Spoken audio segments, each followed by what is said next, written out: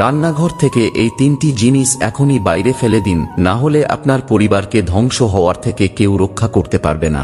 ঘরে ঝগড়া অশান্তি লাগার মূল কারণ সেই তিনটি জিনিসের নাম জানার আগে যারা মন থেকে বিশ্বাস করেন বিপদে পড়লে রক্ষা করবেন প্রভু শ্রীরাম, তারা লাইক করে কমেন্টে জয় শ্রীরাম লিখে দিন। নাম্বার 1, বাসনপত্র। অনেক মানুষই আছেন যারা ভাঙা বাসনপত্র রান্নাঘরে রেখে তা ব্যবহার করতে থাকেন, তবে জেনে নিন বাস্তুশাস্ত্র মতে এমনটা করা একদমই উচিত নয়, কারণ রান্নাঘরে ভাঙা বাসনপত্র বা ময়লা আবর্জনা রাখলে আপনার রাহু দোষ লাগতে পারে, যা পরিবারে ঝগড়া অশান্তির মূল কারণ হয়ে থাকে।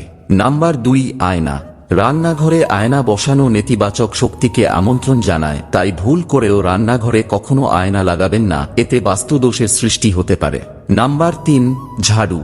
ঝাড়ুকে দেবী লক্ষ্মীর প্রতীক হিসাবে বিবেচনা করা হয়, তাই ভুল করেও ঝাড়ু কখনো রান্নাঘরে রাখবেন না, এতে মা লক্ষ্মী খুবই ক্রুদ্ধ হন।